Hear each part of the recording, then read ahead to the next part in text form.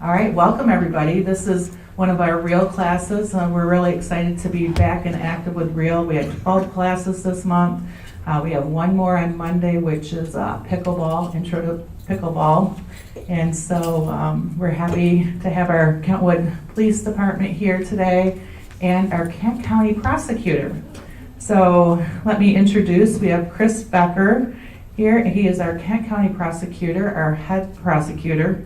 He's been with the Prosecuting Attorney's Office for 26 years. He graduated from Michigan State. Okay, good. And he also graduated from Valparaiso School of Law. So welcome, Chris. Thank you for coming today. And East Kentwood High School. And East Kent, that's what it sounds familiar, East Kentwood High School, which is huge. And then we have our community police officer, Derek Wolterink here. He is actually our liaison representative, and he has been with the department for 7 years and in the Community Services Bureau since January. He also has additional assignment at the department, such as a field training officer, driving instructor, so he will come out and teach you to drive. And he's a member of our special response team. Thank you, Derek. And then we have Detective Brooke Lowe. She's been active with all the stuff happening at the Ridge, so we thank you for that. She's a detective with the Kentwood Police Department, and she has worked for the Kentwood Police Department for 5 years. The last 2 years, she has been assigned to Kentwood Special Investigative Unit, and in 2019, she received the honor of being named Police Officer of the Year, and was also issued a Purple Heart for an injury that she sustained while on injury. Thank you for your service. We appreciate that. So let's get them started. I believe that, Prosecutor, you're going to be coming up first. Is that fine? We'll start with Officer. Okay, Officer Wolterink. Switch things up a bit. And the left turn works. All right, sounds good. Good afternoon, everybody. My name's Derek. Hopefully everyone's doing good today. Like said, I'm your community police officer, your neighborhood officer. So I'm assigned this area as part of my neighborhood where I just actively am paying attention to kind of what's going on and able to help out with any kind of questions anyone has specifically to what's kind of going on in their area, and I can help guide you in the right direction if you have any questions. So with that, I did bring some handouts with me, and those are just kind of things that we as a police department and as me as a community officer kind of see as kind of our tips that we can give out to anyone that lives in our city of kind of things to help give us a little bit better, reduce the chances of something happening to us. And a lot of those things are kind of the home safety tips.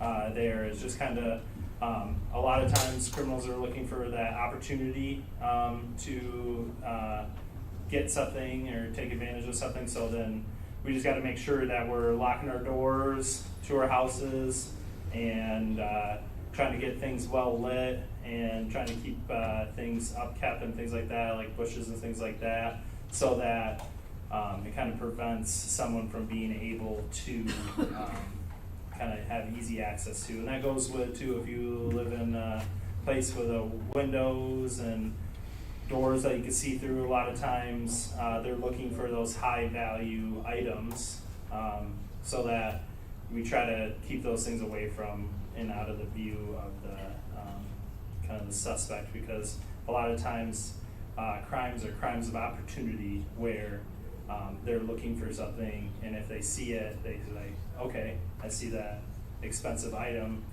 it's worth breaking in or trying to get in to get that item because they see it, whereas if they don't see it, then they're probably not going to take the risk to there. Kind of specifically to our city, we've had a rise of vehicles being taken, so that is something that we have on there.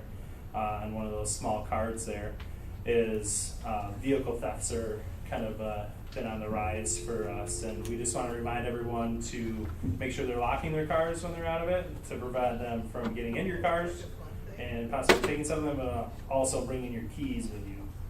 You got to take those items with you, because a lot of times now newer cars, they have the push button start, which is great, but people tend to leave those keys in the car, and our cruisers are that way too. And if we were to leave our keys in your car, you can walk up and the door automatically unlocks when you get close to it, and then your keys are in it, so they're able to push the button and take off with your car, and then they're able to either joyride in your vehicle or then use your vehicle for other criminal activity.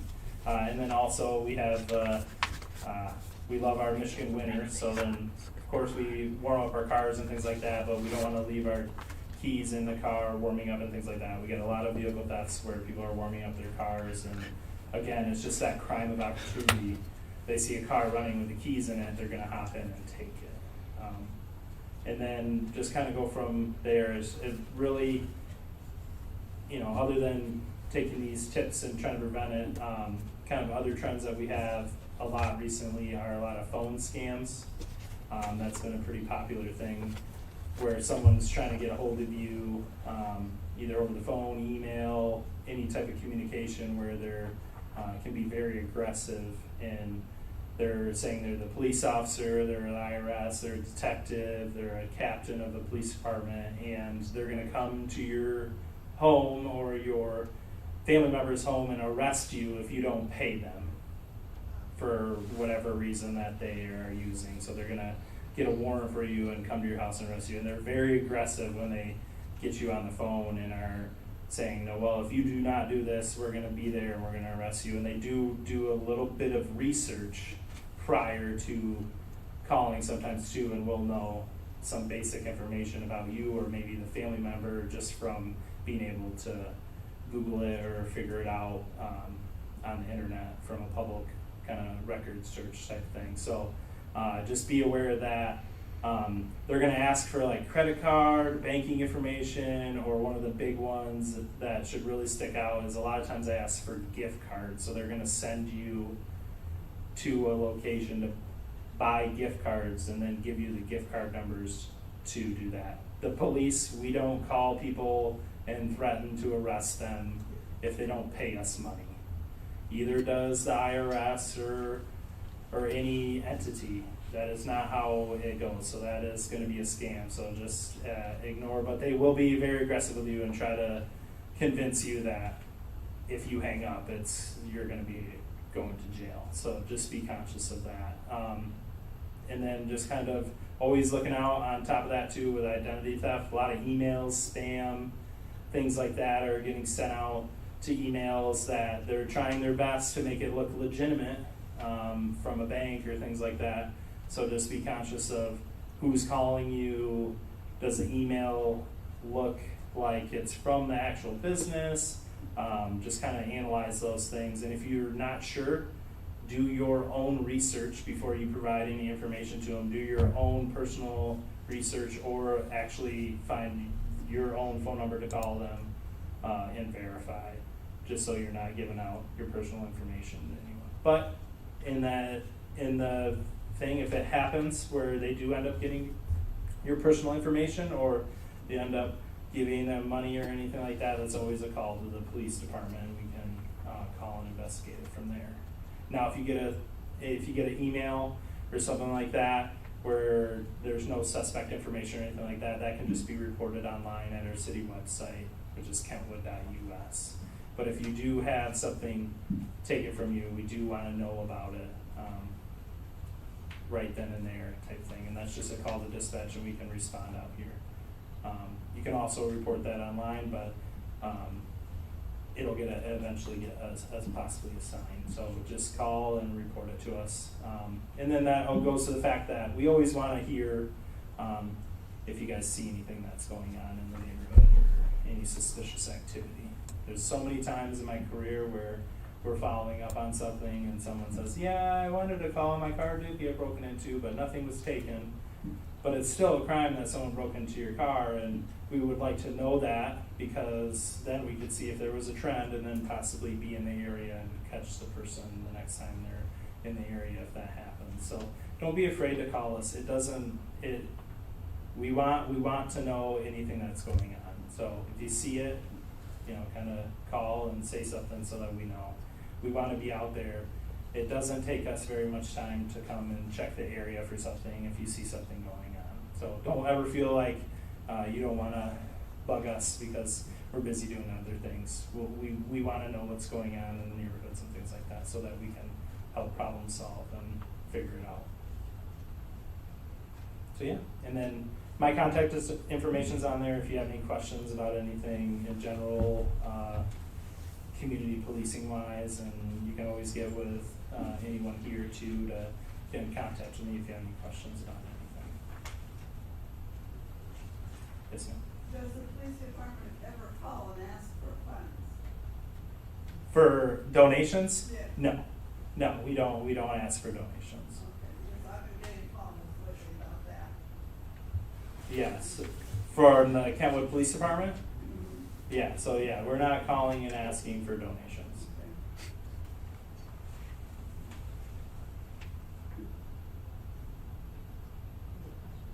We'll do questions at the Yeah. end for everybody and open Yeah. it up. With that, I'll let Prosecutor Chris talk. I always wanted to be a preacher, get an amen or something, I feel like I should say, so it's kind of cool up here. Appreciate the opportunity to talk, and I appreciate, I think we didn't even plan this out, we got a nice system because what he talked about, I want to follow up a little bit on in terms of the scams. And we do see the scams, we do a lot of, like you said, the phone calls, we did this earlier this morning with the other residents, and somebody said, I just got a call from my grandchild, my granddaughter needed money or else she's going to get thrown in jail. She didn't send any money, which was a good thing, which we try and convince everybody to do, is because I always tell people, if that money's gone, it's gone. Okay, you're not getting it back because a number of different reasons, but the main reason is we can't even as law enforcement usually follow up or prosecute the individuals who are doing those phone calls or who are doing the emails. I'm sure most of you have gotten the emails from Nigeria, the banker from Nigeria who says you won $1 million, stuff like that. Those are out of country. I mean, they're not even out of state, they're out of country. So as a local prosecutor, we get those complaints that you can call the police and they'll bring it to us and we'll say there's nothing we can do. We can't even investigate it because it's from an overseas server. So we can turn them over to the U.S. Attorney's Office, the federal authorities. Even the federal authorities have limited. They have very little success in terms of prosecuting those individuals because they're in countries that usually don't have extradition treaties with the United States. Or if they can even prove a case, because these people are smart. They're smart individuals, they make money, and they're very well hidden. So while we see a lot of these phone scams, email scams, even to some extent door-to-door scams we can do, you guys may not have to worry about it if you live here, but if you have a house, the roofers, we used to get roofers every spring that would scam people. We can do something about those, but the phone scams and the emails, we just cannot reach as a law enforcement. And so in order to get restitution, to maybe hold somebody accountable, it's very limited in what we can do. So don't give out money, don't give out credit card information, don't give out stuff to people who are calling, cold calling, sending you stuff via your email or text messages or something like that, because that money is gone for the most part. We just can't hold anybody accountable. What I always like to talk about, because that always seems to be the focus of a lot of what you hear in the media and stuff like that, are the public scams. What I see more and what we deal with more, quite frankly, in the Kent County Prosecutor's Office is what's something called the crime of vulnerable adult abuse. I was the first prosecutor in the county to handle these types of cases, and you guys are probably all thinking, wait a second, we're not vulnerable. Technically you are, because age is one of the determining factors. Okay, age is one of the determining factors. You could be vulnerable if you're 18, depending on if you're quadriplegic, if you have mental deficiencies or something like that. But age is one of the factors we look at in terms of a vulnerable adult case. Now there is some change. There may be some changes to that because the Michigan legislature is looking at creating what's called gray crimes. Ohio has that. California has that. And they just basically take a number. They say if you're 60. Which I'm always like, whoa, time out, I'm 51. Let's not get too low on that. I want to keep it at a higher level, but 60, 80, whatever, they create a special class, if you will, that once you hit that age, you're almost more protected. Michigan's moving in that direction. We haven't got it yet, and I don't know what it's going to come out at, but that's what the legislature is looking at in terms of creating gray crimes. But right now, it's a vulnerable adult abuse. And what we generally deal with is financial exploitation of a vulnerable adult. Usually a senior citizen, usually somebody, you get older in years, you trust who? Your kids, your nephews, your maybe a close neighbor or something along those lines. with your financial. You don't want to balance your checkbook. You have credit card stuff. And I said to the last group too, I'm always afraid of going to a group and then getting calls from kids saying, "What did you tell my parents?" Because they won't talk to me anymore. Right? I'm not trying to say that. Okay, I got parents and I talk to them, and you got to rely on your kids. Okay, but people do abuse that, and they use legal means, a power of attorney, a joint checking account, stuff like that, where they start siphoning off what are really the adults' money and using it for their own purposes. And what I mean by that is, instead of very often, typically our victims are female because the male passed away, the female's home alone or living alone at that point in time. And so then they have their son, daughter, whoever it is, and they'll get a pension. They still get husband's pension, for example. When the pension comes in, all of a sudden the bills are getting paid for mom, but the kid is going to Tahiti on vacation. Well, how's she going to Tahiti on vacation? Using mom's money. So it's stuff like that. And so I'm not saying you got to trust your kids, you got to trust your family members. The problem comes up is when it's complete isolation. It's that one person. That one person has complete access, controls access, and nobody else gets in there. And the vast majority of the time, every kid and every family member is not looking to take advantage of you. But for you, and I always say you because you guys are here, you guys are active still, you know people much more than we do as law enforcement in terms of keep your eye out for your neighbor, your friend. It's the person that you see in church every Sunday. So you see that person in church every Sunday, but all of a sudden she misses 1 week, 2 weeks. She hasn't been in a month. Now this is the person that's been to church in a month, for the last 10 years you've known her, she's been to Sunday Mass every day or every Sunday, and she's not there. So then you go try to check her out, you go visit her, and all of a sudden somebody answers the door that you haven't seen before. And she can't come out right now, she's sleeping, she doesn't sleep. Or then you try and call, and that same person answers the phone, and she can't talk at that point in time. Or that's what we're talking about, when all of a sudden set barriers and roadblocks to seeing this person who you've had access to, you've known. That's when a red flag goes up. And just like the officer said, in terms of see something, say something, that's something, hey, can we check up on people? You can call the police, maybe do a well check, maybe call somebody, maybe one of the workers here, if it's somebody here, and say, geez, something's not right. And trust your gut. I think you said that quite a bit last presentation. Trust your gut. If something's not right with somebody maybe you should check up on that, especially if they're isolated, because that's the cases we see, is the isolation. It's that one person who is the gatekeeper, who has complete control of the finances, not only friends, family members, nobody gets in. And if nobody starts talking about it, nobody knows, and it goes on for years. And that's the unfortunate aspect, is that we usually get these cases a year, 2 years, 5 years later. And then, once again, the money's gone. Okay, and we've had cases where over $1 million have been taken. Now somebody's fortunate they have $1 million to take, but then that puts even for somebody who's got that much money, that puts a severe damper. $20,000 is a lot of money for most people, and I've seen that's a regular occurrence. And it's because usually it's the one person who has that access to that vulnerable adult's funds and shuts out everybody else and does it. Usually starts small. $100 here and $100 there, and next thing you know, it's $1,000. And the easiest thing about it, it's a great case to get once we get them after 5 years, because it's a complete paper trail. Because they're usually, the checks are written. It's usually checks or credit cards. It's always for round numbers, $1,500, $1,700. I mean, who writes a legitimate check? If you're writing a legitimate check for a bill, that is always 00. It's usually $1,700.23 or whatever it may be. But they got, and they'll do it like, I had one case where somebody wrote, she was taking like $5,000 a month, and it was always in checks in 15 every week, every 2 days almost sometimes. And it was just, and the money is gone. A gambling problem. Went to Gun Lake Casino and gambled it all away. So once again, the money's gone there, and we don't know until way late, because how we find out generally is not getting the bills paid here at Holland Home. They're not paying the bills, then all of a sudden starts investigating, and then to some extent it's too late.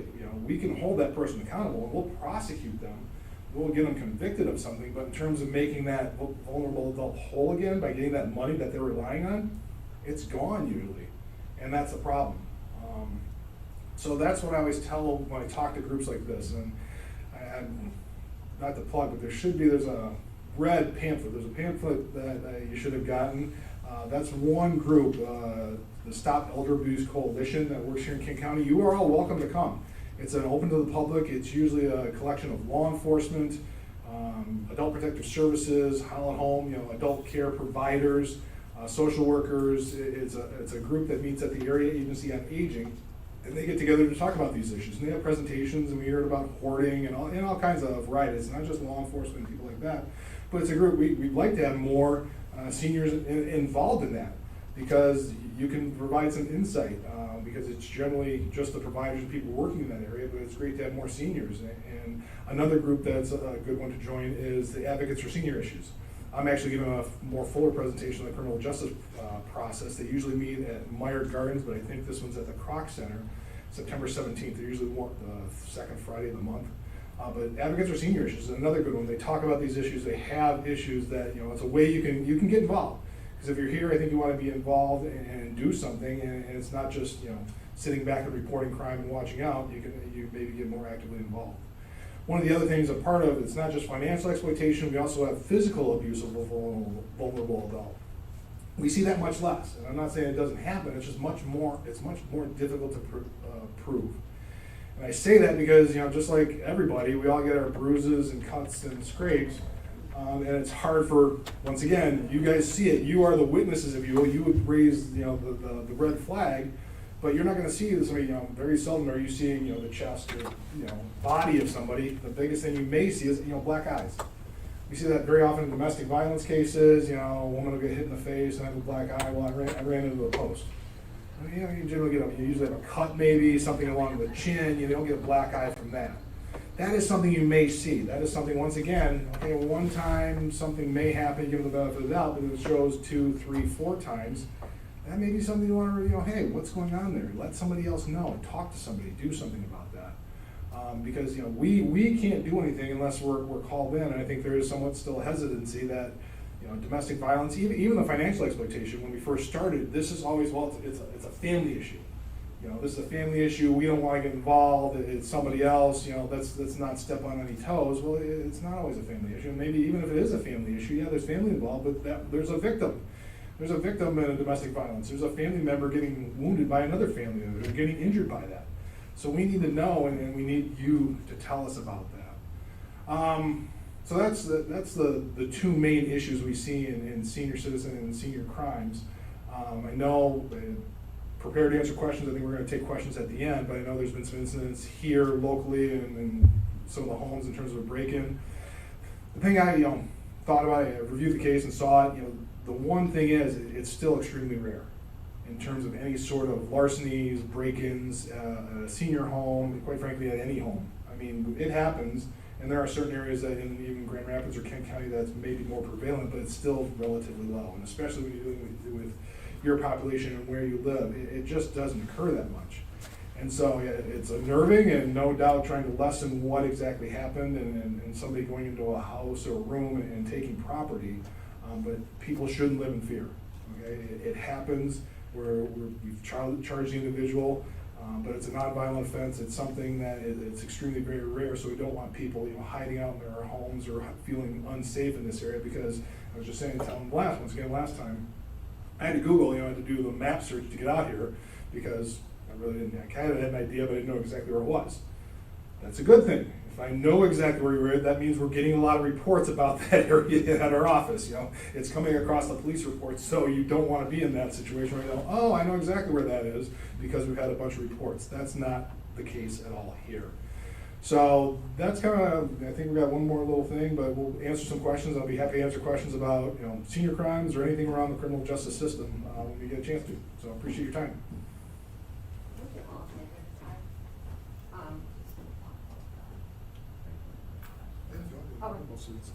Oh, yeah.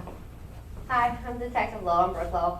I was the lead detective on the break-ins from Holland Home and handled that. I've met a lot of different people, and I'm really here for any type of follow-up questions or anything to do with that case. As Mr. Becker had said, it's not common, and it took a minute for us to put it all together because, and I wanted to share this with you guys, almost every single victim I spoke with from over there, they said, I doubted myself. I couldn't find a ring or a bracelet, and I just kept telling myself I misplaced it. And Then they do a more thorough search, still couldn't find the item, and, ended up being 20-some people that couldn't find these items. And I just want to relate to you guys, if you can't find it, call. Worst case scenario, you find it, and I put in my report, it was located, case closed. Don't hesitate, don't doubt yourself, don't let other people make you doubt yourself, because once people started coming forward, that's really what gave me the ability to seek out the suspect and get charges. So, always feel free to reach out with any questions. Derek's information is on the paper, and I know that the facility has my information. I've talked to a lot of different people. So if you have any questions, feel free to reach out, okay? And then if you have any questions about anything at all right now, feel free to ask all of us. Women back there? Could you say a few words about criminal activity either in Kentwood or in this general area, the 44 And would you repeat the questions for us? Yeah, you said something about, can we talk about a little bit about the criminal activity in this general area, or the Brett and 44th area? I can answer it. It's Officer Wolterink. He did all the crime mapping stuff earlier. This area, it's mostly the larcenies, which is typically a nonviolent crime. Somebody breaking into a car, or actually just, car doors unlocked, they get in the car, whatever's in the car they're going to take. A lot of the frauds, scams, stuff like that, those type of calls specifically in this area. In Kentwood, we have a wide variety of what happens. We get, the big stuff, the little stuff, and everything in between. So we typically aren't over here in this area for a lot of, anything of serious nature. I'm not saying it couldn't happen, but this is a good area. Yeah, what I do every day is I will look through the calls of service for the day to see if there's anything that is popping up, like as a trend or anything like that. And I haven't seen anything in this area that's coming up that's concerning or anything like that. I think it's following up on that, what they say, and kind of what you said earlier. These are crimes of opportunity. Most of the car larcenies that you're talking about, they're doing unlocked. They're not busting windows. They're going to unlock cars. Yeah. That's not just here in Kentwood. That's in Kent County. They're doing unopened doors in houses. They walk in. People trust and they don't think they have to lock doors. So just simple things like locking your car doors, locking your house doors, not leaving things outside, go a heck of a long way in preventing crime. Very rarely, extremely rarely, do you have the classic, stranger busting in a door, busting in a window to go into a house. I mean, it happens, but it's extremely rare, even, talking in a Kent County aspect. So it's just taking the simple things to protect yourself and protect your property.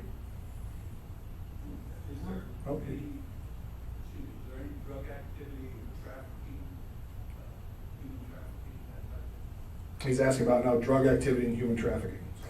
There's going to be drug activity in any city, no matter how big or how small.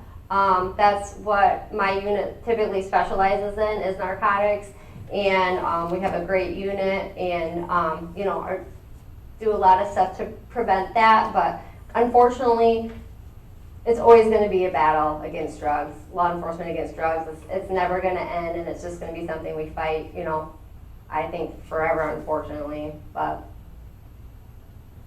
this park down here right off Whitecliff, during good weather times, there are nights when it's a continuous stream of cars going in there and within 10 to 15 minutes coming back.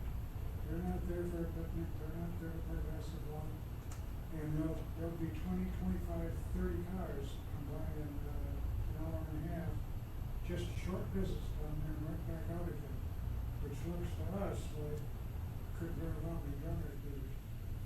I can tell you from our unit, we've done surveillance in there, we've sat in there, and believe it or not, the majority of activity is people going in there, eating lunch, breakfast, dinner, stopping in there reading.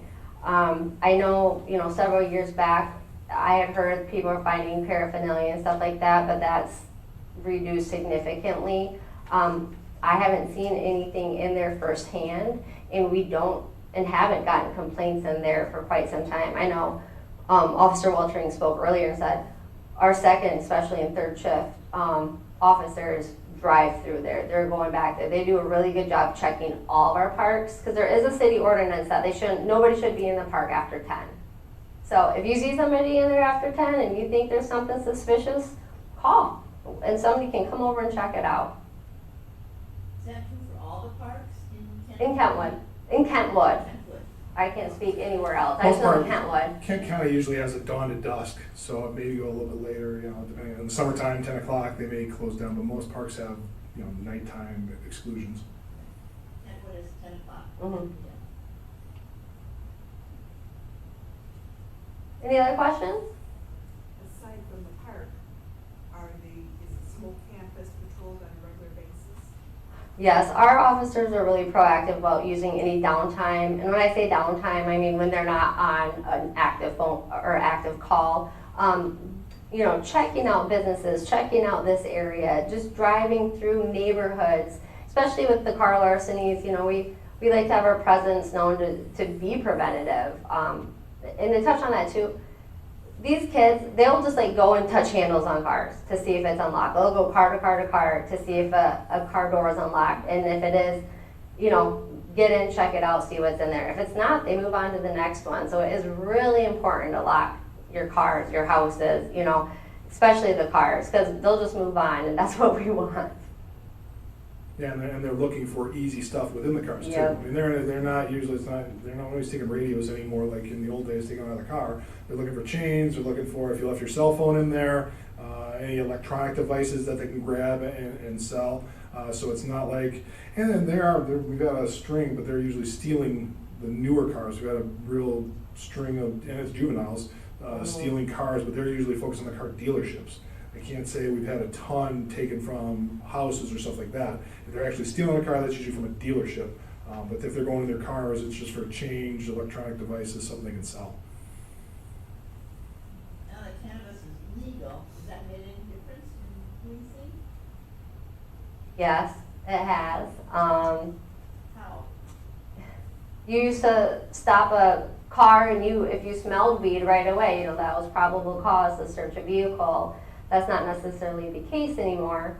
And it was a learning curve for everybody, you know, for us as well, just to, you know, smoking in public is a civil infraction. You know, somebody under the age of 21 smoking marijuana, civil infraction. We're just still learning as, you know, the laws change with the legalization of marijuana. Just trying to be trained and read everything, you know, so we're up to date on it all.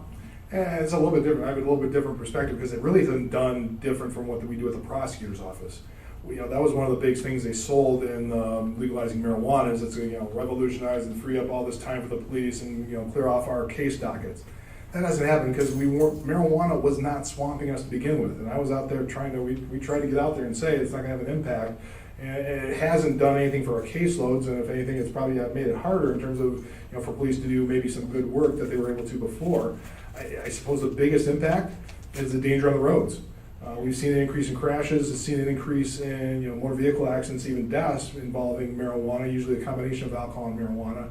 And one of the worst things, we don't have a per se for marijuana. Everybody's pretty familiar with drunk driving. If you have 0.08 alcohol in your blood, you could be talking, walking, be perfect. The law says you're impaired. You should not be driving a vehicle. We don't have that for marijuana. And the reason is there's no scientific basis. The Michigan State Police, because Colorado, Oregon, a lot of the legalization states before us have like usually a 0.05 nanograms for your blood for marijuana. They just pulled that out of the back, the hat. Because there's no scientific basis saying at 0.05 that you're impaired, where they can. There's studies saying at 0.08 for alcohol you are. And actually studies have shown it's actually worse. The higher the marijuana, the worse your impairment. It's a whole, I won't get into it because I don't know familiar, but it's how it's taken in. Alcohol is in the blood where marijuana is more fat-based, and so maybe you can even talk about it. But so there's no per se limit, so we're kind of going back to the old days, before even I was a prosecutor, in terms of, drunk driving is based on how they drive, what they're driving, how they do the field sobrieties, did they get in an accident? There is no, we don't have that many drunk trials anymore because they .12, .21, jury says, everybody's okay, guilty. Well, now we're getting into, well, was he driving? He was swerving, but he was tired. He was sleepy at the wheel. And so that's been a big impact too, I think. So it's caseloads, I don't think it's impacted, but there are other things around it that it has. Somebody over there? Has Kentwood received any children from the border that you know of? Have we received any children from the border? Yeah, to be placed, in the, not that I'm against it, but I'm just curious. I don't know. I know that there's several like nonprofits and stuff that have placed people from all over the country in Kentwood, but I don't know specifically. Whether they're children from the border. Right, I'm not sure. No. Because we're very concerned about the children.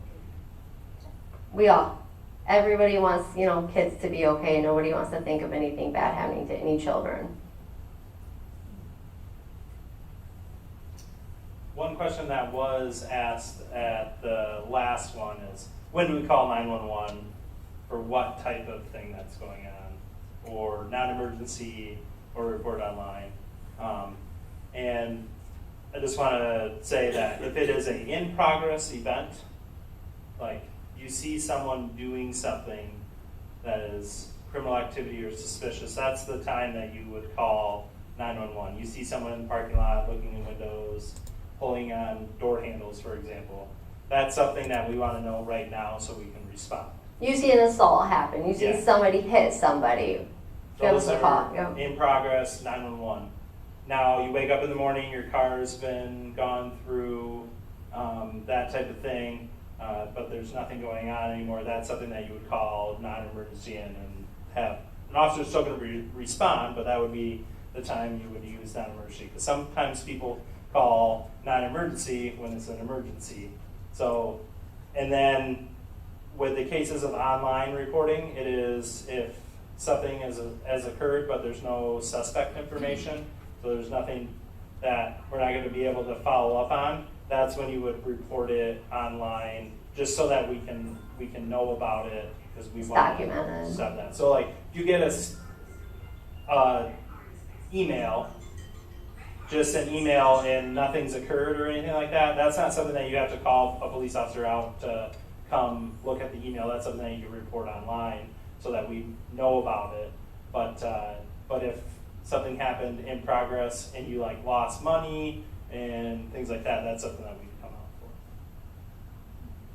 Yes. I have a question, being in the senior citizen community, we have people falling, and we're not supposed to pick people up or help if we could hurt ourselves. And a lot of people say, call 911 and the fire department will come and just assist. So is that what we're supposed to do for a fall, like during the night or anything for a fall? Oh, yeah. So, yeah, if anyone's in medical distress, of course, yes, 911, and they'll send the appropriate, response to that. So, yeah, if someone's fallen out of bed and they need help getting back up and to make sure they don't have any injuries, yes. And they may send us out, they may send the fire We might be department, close, it may be yeah. an ambulance. They'll send the appropriate first responder to that. So, yes, of course. Yes. How does that work with people who have some kind of a life assist program? I think sometimes they don't know if they should depend on that or call you, or should they start with that if they're buying a system that's a watch or a band around their neck? Should they be calling that first if they fall rather than your department? So regarding the a alert bracelet or neck, so yeah, so those are meant to push, and those typically go to some sort of dispatch center. So it may be that company, and then that company gets you resources, or it may go directly to our dispatch center, because you have emergency buttons on phones, and our smartwatches now have it, things like that. So yeah, those are tools that you can use to get that response. It's going to get out, but if it's not working properly, then yeah. Or you're unsure if it. Yeah, if it you're was unsure working, too, you you can always pick up call. the phone Yeah. and call 911 if it's an emergency. You pay attention to ICE on people's phones in case of emergency? anything? So yes, in case of emergency and phones and things like that, and emergency contacts. Yeah, I mean, I try to. You know, I have it in my phone as well, and You're told we should do that. yep, yeah, that's always a good thing to have in there, so that you can get in there. So yeah, any information so that we can possibly, if something's going on, get a hold of family and things like that would be great. Yes, sir. This is a question about access to the building when there's no one at the front desk, which happens from approximately 10 o'clock at night until 7 in the morning. I guess the first question is, have you had opportunities when you couldn't get in the building, somebody makes a call, and you come here and I know there's a lockbox out there, maybe the ambulance gets you at first, they don't have a key to the lockbox. I see that as a problem. I don't know whether you experienced any. I know that our Kentwood Fire typically has access to almost every building. I know a lot of our sergeants have keys or passcodes to a lot of the buildings as well, that they can pass on to us if it was, say, you know, Officer Wolterink first on scene. I also know dispatch has information a lot of times for a key holder, or if it's a passcode to get in a building that they are able to relay to us in emergency situations. And we have a Another lockbox. question. What? There is a lockbox at the front. Yep. Now, I understand the lockbox part, but if you don't have a key to the lockbox, you're stuck, right? Right. But the other question is. Or we'd break a door depending on what it was. So, but I've had occasion where the ambulance is between the two doors at the Okay. time when it's closed and they can't get in. Right. I'll let them in, but then they say, well, where's room such and such? If you try to figure this building out, it's not something. And so, you know, that's, I don't say I worry about it, but I concern myself with, okay, now we got something going on, can they get in the building appropriately? And then once they get in the building, I mean, if you go to the main elevators, you're gonna go up to 5 floors on the first, and you're stuck. So with all the numbers, I don't know how you're gonna figure it out. So we do, at some places, we have a breakdown of a map of the place through like an incident planning that we've done with a company or things like that. So, yeah, it's probably in our map book. I've never gone somewhere and been lost, so we usually have a map to somehow get in there. So, yeah, it is, yeah. I've had to help an ambulance, gurney going down the hallway, and I say, where are you going? You're going the wrong way, you gotta do that. Yeah. Right. Well, that's great. Thank you. Yeah. Yeah, if you see us going the wrong way, absolutely let us know. But if nobody's there to tell them, they say, well. We do our best with the information we have, and we do try to reach out, you know, to our community and get the information and the ability to get into the buildings that we're going to need to. Obviously, depending on the situation, as I said, and I'm not joking around, if it came to, you know, somebody's down and needs assistance right now, if we had to, we will break a door. Like, I mean, that's the truth of it, you know, so. Maybe we're gonna rekey this whole place, and electronics, whatever, I don't know much about that, but perhaps you need to talk to the people who are doing that, and perhaps there's a way of them being able to access that electronic part of it, to recognize where the rooms are, I don't know. Right. And I can't say, administration typically has all that information that's above us. They give it to us, you know, call dependent. So I don't know if our, you know, sergeants and stuff have access to this building. I just know that typically we've been able to get into the buildings we need to get one way or another. And Brooke, I think COVID has kind of played into it because our fire department, pre-COVID, were regular walking our floors. Okay. And so that they did understand the layout of the building. So a lot of times we don't know that because they're coming in when we're not here. True. So. I would like to thank you for the service that I have received. I have had to call 3 or 4 times to be picked up off the floor, and I had insurance, and, you know, I just picked up and called, and they came right in, and Nobody needed to know it. Well, I'm glad we Because could help. I wasn't hurt, I just couldn't get out. Well, I could, but I thought I'd do more damage, right? Right. It's better safe than sorry, right? So, yeah, so I would like to thank the departments for helping me. We appreciate that. Thank you. Anything else? Yes. Have you seen any increase in community backlash against police in general in this area? Or I feel great. Me too. Feel very supported, and you know, we are, as a department, we are always engaging our community. We want to know how we can do better. So I think that us wanting to do that and everyone coming back, we just have really positive relationships with everybody, and we just appreciate it. This is an awesome city to be a police officer in. It's a lot of fun, and I've really enjoyed my time, and really appreciate it. So. We feel lucky, we Yeah. feel supported. People are always the community's always trying to do stuff for us. You know, sending stuff over to the PD, random pizzas or desserts, like, you know, it's not expected, but it's nice to see that show of support from the community. Thank you for coming. Thank you. Thanks for having us. Thank you for coming. We really appreciate it, and we appreciate your service. And we actually read your buzz because we do have something planned for our police for September 10th. So make sure you read your buzz.